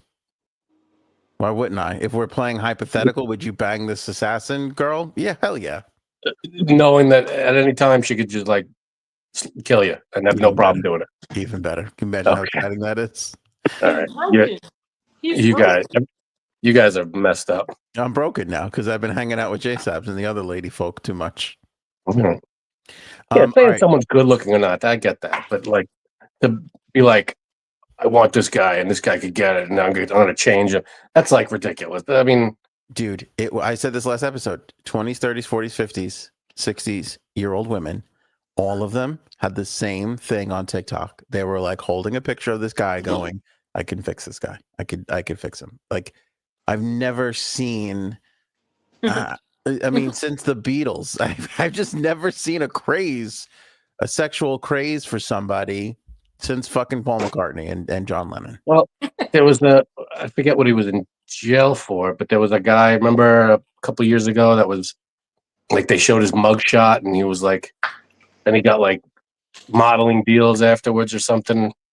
Remember, he was like a bald guy and tattooed and whatever. No, I don't remember that at all.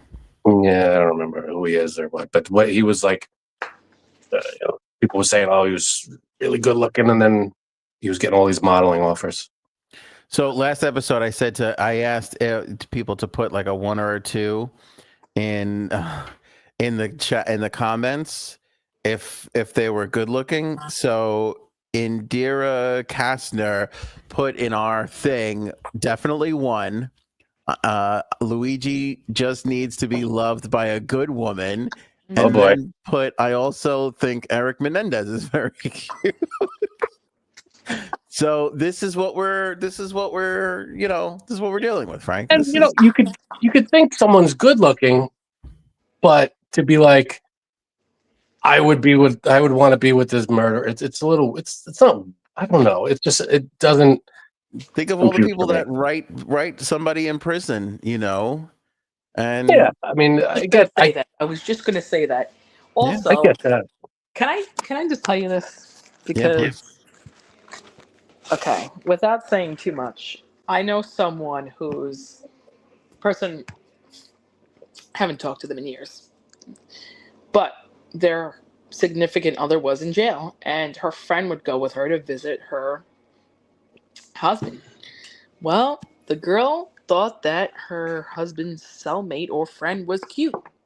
So guess what? She ended up being with him and marrying him. Married him, yeah. What was he in for? That I don't know. That's a good question. Here's what Frank's not thinking about. You start dating somebody in prison, no threat of the popping. Right. You get the conjugal visit sex. Also, Frank, we're 2 different people. You're into authors. I'm into murderers. Okay, let's see. That's fair.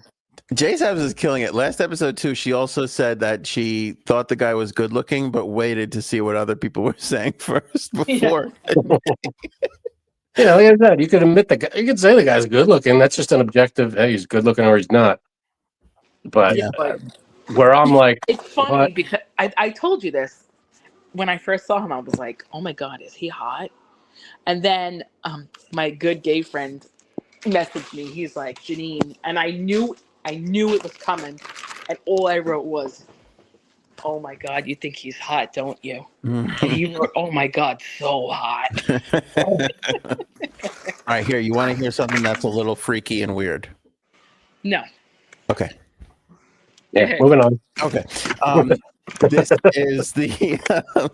This is the all right, so Luigi Mangione, this is the 286 conspiracy theory regarding the assassination of the United Healthcare CEO. On his Twitter page, on his X page, he had this like a mushroom character from Pokemon or whatever. Oh yeah. And all the characters in Pokemon have a number. This character's number is 286. Okay. All right. He also had, you know how it counts on X your posts? He had 286 posts on Twitter.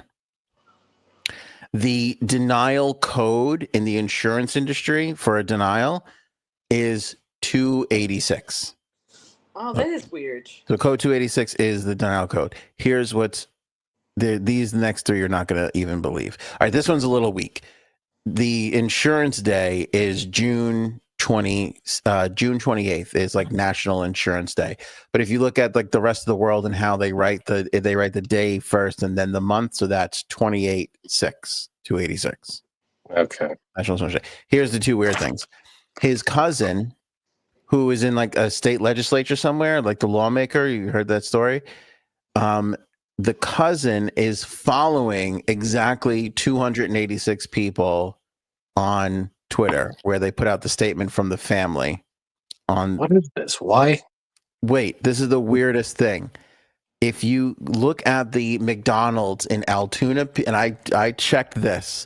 If you go to the McDonald's in Altoona, PA, and you put in the Hilton in New York City where the guy was assassinated, it is exactly 286 miles apart. That is weird. What That is weird. What is going on? This is some Matrix stuff.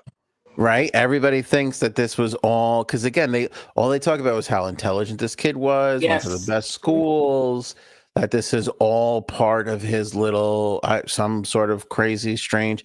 Isn't that weird how that 286 showed up in all those strange little different places? Mm-hmm. That's freaking weird, man. The fact that they found freaking me out in a McDonald's exactly 280, that to me is like he's saying so. Oh, and then there was one more thing. Wait, hold on. There's one more thing. Wait. I almost forgot this. I wrote it down in my notes. Proverbs 28:6 says, "Better is a poor man who walks in his integrity than a rich man who is crooked in his ways." Let me say that again without the drone noise. Yeah, wait. Let me do that. Proverbs 28:6 in the Bible says, "Better is a poor man who walks in his integrity than a rich man who is crooked in his ways." That's not as. Yeah. All right. I mean, I think that's why he did all the 286 is to point to that little. But what does I don't know Genesis 2:86 say? I don't know. I didn't look at that. All right. Why profit? I don't know. I don't know. But by the way, so from the start of my vacation in Disney World to today, I have taken exactly 286 shits. So a lot of shits. That's also something to consider. Not that I have anything to do with this. Yeah, it's a lot. It's a lot. How many pounds of turkey legs? 286 pounds. Took a shit for every pound of turkey leg. Those turkey legs are good though. Yeah. Robin's got it. Zodiac killer stuff. That's weird. Is that not weird? It's super freaky stuff. I mean, they said the guy had like a manifesto or something, right? Or a diary, whatever the hell he had. I'm sure some of this, if not all of it, was planned out. You know? Oh, I think he carefully planned out. Well, how about this thing about like his gun was maybe 3D printed? Like there's like a report that was around that hasn't been confirmed that he 3D printed the sniper gun. I don't know. I guess you can do that. I'm sure. But there was a silencer on it too, right? There was a silencer on it. Yeah. His family is like in the business. They have like they run like homes where like hospice homes and shit like that. That's where his family like made all his money. It's very, very crazy, very strange. Oh, well, and then so this guy, like, I feel like if he went through all this trouble with the 286, you think he would own up to it? Yeah, I don't. That's which is kind of strange for the lawyer to be like, yeah, I haven't seen any evidence that this is, fucking love that. He better watch out because that's. I mean, lawyers are big as douchey as insurance people to an extent, So he might pop his own lawyer. We don't know. Who the hell knows? But it's weird, like to go through all the trouble of the 286 and to map it out, and do all this, and then go, but I had nothing to do with this. Yeah, it seems a little weird, right? Yeah, it would be more compelling if he went, yep, I planned this whole thing. Here's the, Is it, or is it more compelling to be like, he did all this, we have all this evidence and stuff, and then he wound up getting away with it, and we'll never know for sure? Because I feel like that might be more compelling. Yes, it's more infuriating. I mean, think of OJ. We were enamored with OJ for his whole life until he died off of those murders. We were enamored with him, and he never once was like, yeah. He fucking went as far as to write a book. If I did it, this is how it would be, without ever saying I actually did it. Yeah. Anybody read that, by the way? No, never. Why would anybody? I would never. Okay. Yeah. So that's pretty weird. That's it. That's all I got. I mean, I don't know if you want to go over Disney for 5 minutes. I do. Let me tell this Disney story. Go ahead. So we had a great time. I don't know if I have a picture of this guy, but I literally ran into the tallest fucking guy I have ever seen in my entire life. It was just a guy at the park, just a regular, like a customer, a regular person. Regular customer, regular person. I think in 5 minutes, that guy's got to clock in and put on the Chewie's costume. He was taller than Chewbacca, if you can believe it. And you got a picture of him? I'm trying to see if I got a picture of him now, because I can't. What's he like? One of the attractions? Like people were gathering around him to take pictures? Pretty much. Yeah, pretty much. He could have been one of the actors there. He could have been, because I remember I joked to my wife. We got on the line for Ratatouille early, and he was on the line. And this is where I first saw him, and it was in Epcot. I'm sure the actors get free days maybe to go and enjoy the park. Oh yeah, 100%. So it could be. It could be. Could have been. But I joked with my wife. I go ask him what NBA team he was on, because there's no way. He was so fucking tall. There was just no way in hell he wasn't like a basketball player or something. Like, I mean, when I tell you, he ducked his head to walk through the doorway. Okay. Fucking huge. So we, go, and I almost took a picture of him then, just to be like, how freaking weird is this, right? But I didn't. Hey, give me 1 minute. I'll be right back. Yeah, go ahead. So we go through the entire day. Like, we're there for like another 3 hours. I could have sworn I tried to snap a photo of him.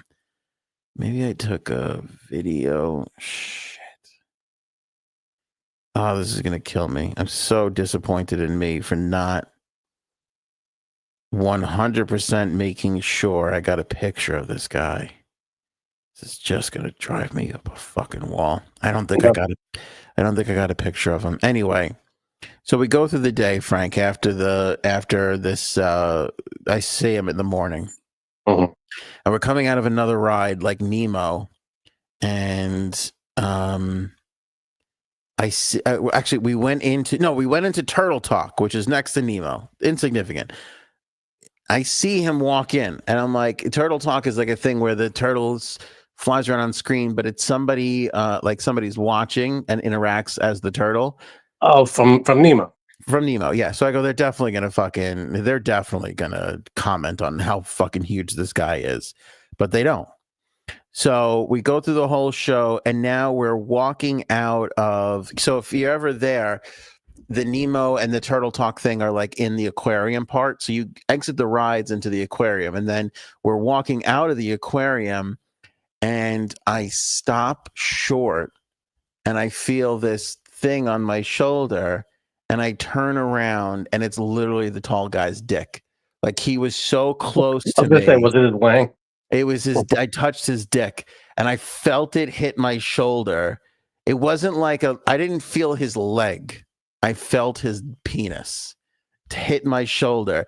My shoulder. That's how tall this guy is. my shoulder was penis height on this guy. Pretty fucking tall. It's pretty fucking tall. And I said, and you didn't get a picture of him. No, I went to go. I had that thought after. I must have deleted it because I went to go snap it with that. Once it happened, I was like, oh, I have to tell everybody I touched this guy's dick in Disney World.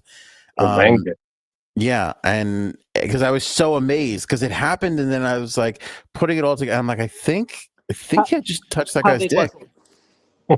No, it was huge. It was fucking huge. Now I came back. It was the biggest penis that I had ever seen. And you went to an all-boys high school. That's true, and I've seen a lot of other people's penises. You had a lot of wang in front of your face. A lot. I might find. There's just so many pictures. I'm trying to because we went to the park. A lot of them were priests, but it's okay. Right. True. That's true. And there's nothing wrong with having wang in your face. No, there really isn't. The other fascinating thing that I found was there was this woman, but not priest wang. That's true. There was this. Oh wait. No, see, I think this was it. This was the. I went to go put the camera on, and then by the time I went, it's nothing. I didn't flick it up to show him. This had to be it because this was what as we were coming out of the. You dingus.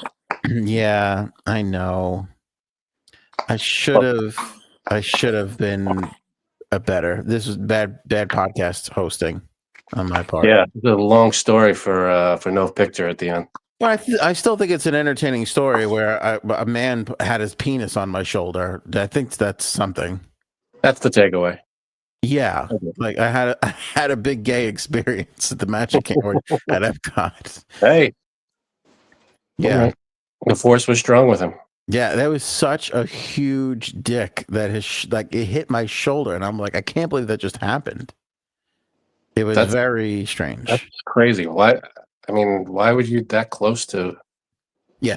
Oh, and so the other thing is, I was telling Jay Subs this. I was alluding to this. There is a big epidemic in Disney, a big epidemic of being married to a gay person because I saw this one woman who looked a spitting image.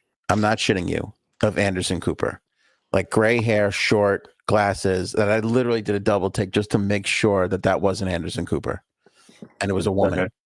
Okay. And I looked at her husband because we were online together, and I go, this guy has to have some sort of a male fetish to just, or like an Anderson Cooper fetish, because this is a spitting image of Anderson Cooper. And he's like proudly married to her. There was that. And there was also like 2 or 3 other times where I saw a gay guy, no big deal, because he's like, oh, this is fabulous and whatever. And then he's talking to, and then like grabs hold of his wife and like she leans in for a kiss. And I'm just like, who's going to tell her? Because there's no way. Like it could be like the one time it happened, I thought that's just a gay guy and his female friend, no big deal. But then the 2 other times it happened, there was moments of affection from the female to the male, and I'm like, oh my god, like somebody needs to tell you that. Hey, people have their relationships. Yeah, no, it's great, man. Maybe that's their open thing, and they're swinging, and there's other dudes, and whatever. But I just think you got to cool it with the homophobia. That's all I'm saying. Not homophobic. Not homophobic. But I did, like, you ever see it, people, and then you go, oh, I don't know if it's going to be 5 days from now, 5 months from now, or 5 years from now, but he's going to sit her down at the dining room table and say, honey, I have to tell you something, like. And that's their journey. That's their journey. That's their journey. But like, cause I feel it because I enjoy Disney, and I feel like I was sending those vibes to my wife a little bit. Like, I can't act too excited going into this ride because my wife is going to question my. If someone look at you and go, yeah, he's definitely gay too. Yeah. I think I was close to that for some people that were observing us for sure. You could be excited about rides. At this age, yeah, this Star Wars and stuff. Who cares? Definitely enjoy life, damn it. No, here's the thing. Here's the weird thing. I saw a lot of Disney adults, and I'm an adult too who likes Disney, maybe not as much as other people. And I have this thing of like, I'm so glad you found your people. I'm so glad you're here and you're happy. And then I also, at the same time, was like, you gotta get a life. You gotta fucking do something. Yeah, I get that. If people find stuff that they like, they get into it, and you say get a life. It's like, well, that's life. What do you want? What do you want them to be into? Well, here's the other contradictory thing I discovered. Dave Matthews. No Crocs. Go ahead.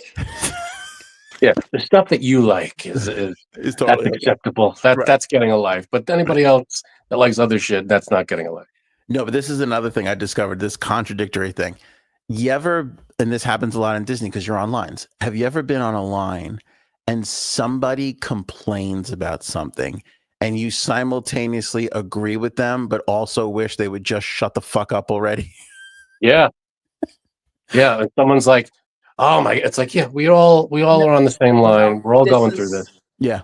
This is what I always get. I get someone who wants to talk to someone always, and they catch my eye, and they're like, yeah, I'm going to get her. Let's start. Like, oh, yeah, right? And then they'll look at you, and they want you to respond, and you try to respond with a short response, but you know they're going to just keep coming back. Right. Oh, that happened to us. They found a teammate. Yeah. That happened to us. So we're coming out of the Hall of Presidents.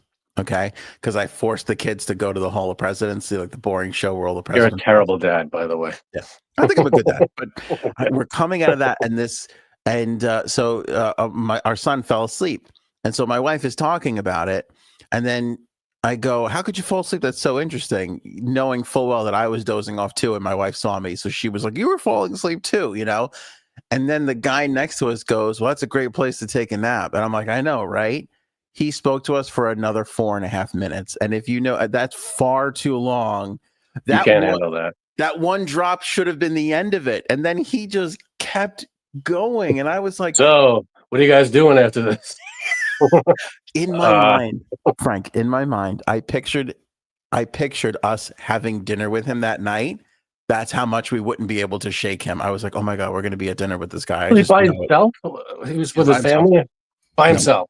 Totally by himself, kind of like our age, totally just not like had like a Hawaiian shirt kind of deal on and a backpack and totally, yeah, just really, I was just like, it's gonna get to the point where we're gonna be like, I don't know, do you want to come to dinner with us? I guess like that's what I. Are you our new son? Are we adopting you? That's what's happening here. That's what I immediately went to. That. How did you leave off of them? All right. Take care. He eventually got it and walked on because I slowed with my son, and then he went and talked to Cuddles. She had Cece and holding hands, and he was talking to her, and then he eventually they started to slow down, and he just kept going. And then she looked at me and she goes, "Stop fucking talking to strangers." We tell the kids all the time, no talking to strangers. You got to do the same thing. Because she picked up on something, and this is, again, as I'm trying to psychoanalyze myself, she picked on something that it is kind of interesting. She goes, when we're in New York, you won't talk to like the other parents and like, you know. Well, this is your vacation mode. So you're a lot friendlier and happier. She goes, why? Yeah, why are you talking to all these fucking strangers? I go, and you also have something in common. You're all there for the same kind of reason, to enjoy the area. I get it. Like when we're on a cruise, we talk to people, you know, when we're on vacation. You want to, you know, you talk to whoever's around you. Oh, this is cool, you know, whatever. I get it. So I understand that. It's fun. But also part of when she said it to me, the first thing I thought of was, well, I'm never going to see these people again. I might as well be nice to them. Like that's. No, it's funny. It should be the opposite. It should be, I'm going to see these people all the time. I should be nice to them. But it's, I'm never going to see these people again. So I'm going to be nice to them. Because I'm broken and I can't figure out why or how. It's a weird thing, but it's like, yeah, I'm never, why not talk to them? I'm never going to see them again. It's like, well, it'd be nice to the people you're going to see every day. It's so strange. It's so strange. Yeah. And then I think I'm considering divorce from Cuddles because last thing here, she bought our Christmas tree without me this year. First time ever. Ooh, does she have the kids with her? Here's what happened. We land from Disney Saturday night, we're fucking exhausted. The word, like, I don't know how much running around you do on a cruise. Is it tiring going from one trivia game to another? They're usually, it's not that bad. It's a quick walk from one room to the, it's not that big of a deal.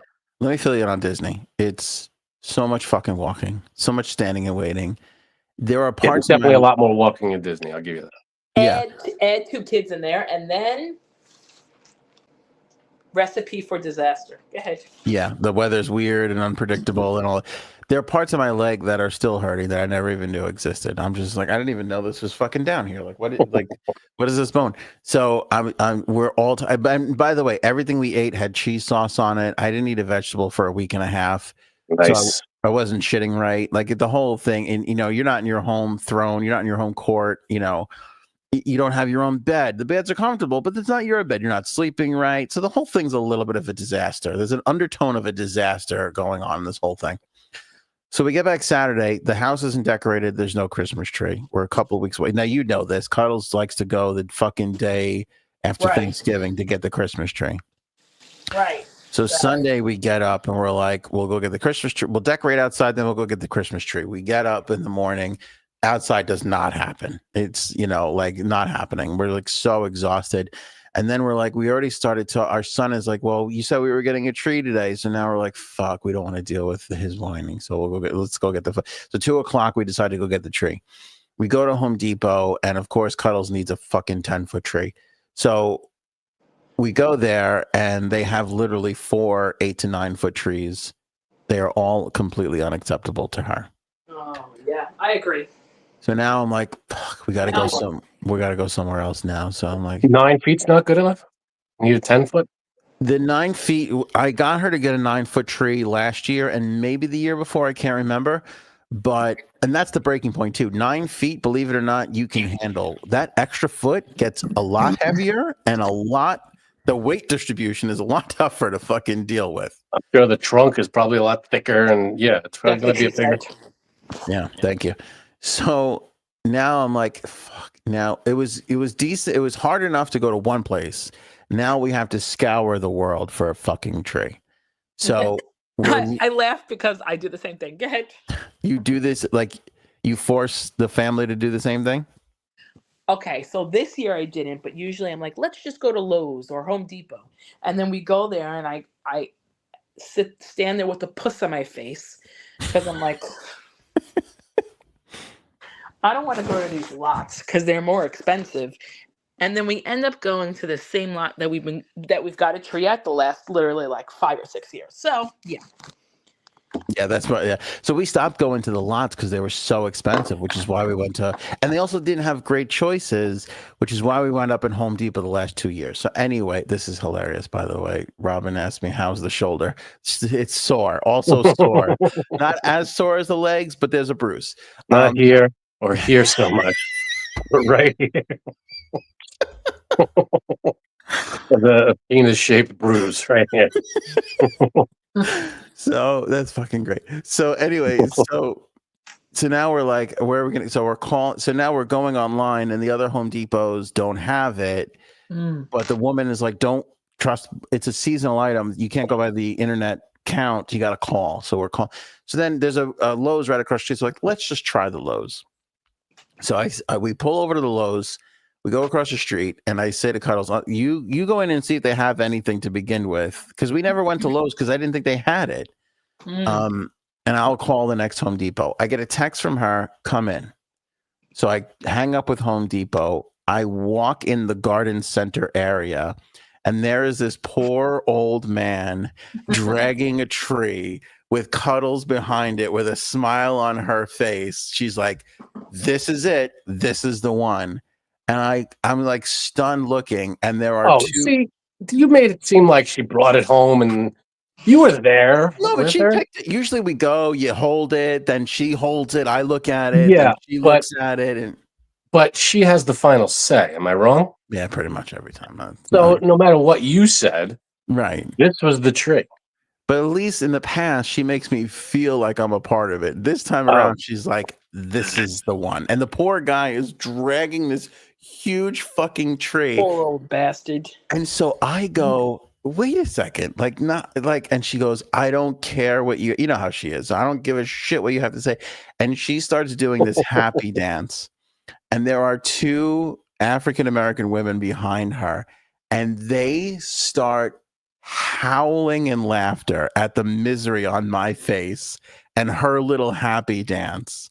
And I describe them as their race because it's important, because if they were white women, they'd be like, but African American women, they're happier. They're more, so they were like, you go, girl, you go get that fucking tree. Don't listen to what he says. They're all piling up on me. I didn't say 2 words. I was just kind of like, wait a second, don't we pick trees together? They are laughing hysterical. And it made me, I said it to Cuddles. I go, that made me, I was like, they were so fucking happy with how miserable you made me look in that moment. I was like, at least we got that out of it, that we made 2 strangers' day. Because it was really a nice moment. But I was a little sad. Do you ever get to pick the tree out though? Is it like, we're taking this tree home, or is it Cuddles always gets the tree? No, but I feel like a bitch because I feel like we always do it together, and this one was totally hard. It's a great tree though. It's half decorated because was it one you would have picked out? I probably would have encouraged a smaller one because I'm the one who has to carry it. I always go, let's get the little one next to it. That seems a little better, a little lighter. Because we used to get a 12-foot tree, and that was so exciting in the beginning. But we have since, like every year, kind of cut it down by 6 inches. Yeah, 6 inches does make a difference. It does. Preach, girlfriend, preach. Woo-wee. So we got the fake tree. I will never forget Cuddles doing the happy dance. It was a little Running Man happy dance thing, and the expression on their faces, like they were falling all low. When you're laughing so hard you hit the other person, like they were both hitting each other. They were hysterical. It's hard to stand. Like you lose the power of your legs for some reason. And they're like, you go, girl. And I'm like, they made a bond. The 3 of them bonded in that moment, in that 4-second moment. They were just like, fuck that man. Let me ask you a question. Yeah. How much was that? All right. This is a great question. At Home Depot, that tree is $109. Guess how much we paid at Lowe's? $89. And I was No, I think at $149. Oh, I don't know. I don't know if it's no, you hit it on the head. $89. Oh, there you go. Did you know? Did you research? No, I had no idea. No, just in case we ended up talking about Christmas trees, I figured I researched the difference between a 10-foot at Lowe's and a 10-foot at Home Depot. Those 2 women texted you, didn't they? They did. Yeah. I sent them there. I paid $150 for mine. Holy shit! The one that you bought just this year? Yep. Wow. Where did you get it? From the local tree lot? Yeah, but I like the way they. And I just decorated it right now, but I'm going to take a picture of it. Let's see. Why don't you take it down and return it and go to the Lowe's? Yeah, but how about this? The fucking angel on top doesn't work. The lights went out, and now I'm really upset. I'm like, are you fucking kidding me? We just got, this is the first year we got the the star from Super Mario Brothers. Yeah. Oh yeah. That's our tree topper. Oh, I want that. You're not a real adult. You're just not a real adult. To be fair, we saw someone we know has it, and we were like, "Oh, we're doing that." And we did it. Does it go? Din, din, din, din, din, din, din? No. Oh, that would be so amazing. That would be cool. Have you seen this thing now? You could punch the block. They sell the coin block. No. It's like a light. It's like a light. You could stick it on your ceiling, and you hit it, and it goes, and it goes on. That's awesome. Yeah. All right. So I have to get that now. You might as well just turn your house into an episode of Mario Brothers. How cool would that be? The whole board. What do they call those stages? Levels? A level. Level. Pick a level and go with it. Deck the whole house out. I'm fine with that. Put a big flagpole in the front yard. Yeah. Fireworks and stuff. It would be great. DJ Shenanigans says 6 is easier on the shoulder. That's true. All good points. Tall guy was in the lightning lane until he's seen Anthony. That's true. He's like, I'm gonna rest my dick on that guy. I'm tired of carrying around this enormous dick. Put it on that guy's shoulder. This guy doesn't know the burden I have. Let me share the burden with him a little bit here. Oh, it was envy and gay all in one. I'm just like, oh my God, that guy's dick. Jesus, that was a huge dick. Like it was, when you put your backpack on and it's just way too heavy. That's what it felt like having this guy's dick on my shoulder. Hey. Yeah. All right. That's it. That's all I got, Frank. That's good. That's all I'm trying to say. Enough. How was your vacation? How was your break? It was nice. Nice. We got glad to be back doing the show. Love it. But it was like a good week and a half and good time off. But glad, happy to be back. I never got this photo out, but you guys took a photo. There was a meeting to remove me from the podcast, I believe. Well, we took this photo because whenever I'm not at a thing, you take a photo of the two of you. That's true. Religiously. And the empty space that I fill, that I should usually fill. And there's us without you. Yeah. Like, where the hell is Anthony? That's hilarious. There was so many things I was gonna put in that place, but I just never had time. Oh, damn it. We set ourselves up for that. But let me say this, no pressure, Robin, but screenshot this, Robin, because it would be hilarious if you put damn it. the Frank face in between. That's gonna be bad. Let me ask you a question. What's on the TV? What are you guys watching? Is that that was Aykroyd? I think at that point there were two movies on during the thing. That first it was Christmas Vacation, and then it was Christmas with the Cranks. So that must have been Christmas with the Cranks, I think. Okay. Because I was gonna say that looks like Dan Aykroyd for sure. Yeah, that was Christmas with the Cranks. All right, good. Okay. All right. Mm-hmm. I feel like we've done a good almost 2 hours. We could take off Friday at this point. Okay. Although we were promised a game, so I don't want to miss out on that. That's We always do have a game coming on Friday, yes. fucking love a game. You know who I miss is Erin. She's good. Right? Yeah. Wildly entertaining. She will be with us on Friday. Oh, here we go. This is true, Neil. Frank's trip was all cuck chairs and rainbows and pineapples. Does it get much better than that? Come on. No, it doesn't. There were cuck chairs in Disney. I didn't feel it appropriate to take pictures of them, though. I felt a little weird about that. All right. It's understandable. Yeah. Yeah. It was kind of a cuck. Don't even think about cuck stuff. Cuck free zone. That's fine. Yeah. So anyway. Yeah. Yeah. What are you looking for? Go ahead. What were you going to say? No, I was going to say, just going to do some wrapping up stuff. Remember to join us on Discord, like and subscribe. Pick up Oval. Tis the season. Get that Christmas gift done. Pick up Oval, written by Erin. Link in the description below. Wonderful book. Makes a great gift. You can download it, digital copy, or have a physical copy sent to you. It's a great book written by our very own Erin C. Oval's good. I don't want to spoil your Christmas present. Oh, here, look at this bird. 286 cuck chairs in Disney World. That's true. Right? That's very true. Weird number. A weird thing. I don't want to spoil your present for that, but I got you a copy of Oval. It's great, and I'd love for you to read it. Excellent. Very good. I'm looking forward to it. Oval makes a great Christmas gift. Because when you hand somebody a book this size, you're telling them you love them. It's a huge book. This isn't a pamphlet. This is, I love you, and you need to read this great book. There's a lot of value in this. Absolutely. You get somebody this for Christmas, you really don't have to buy them a Christmas gift the following year. That's how good it is. Absolutely. I agree with that. Take that to the bank. Yeah. Link in the description below. That's it, Frankie. See, Friday we'll do this again, maybe. Yes, we're here. If the drones or the aliens or AI doesn't get us. Here we go. Wash your fingers, folks. Fingers crossed. Enjoy your Thursday, everybody. Your Thirsty Thursday. We'll see you on Friday.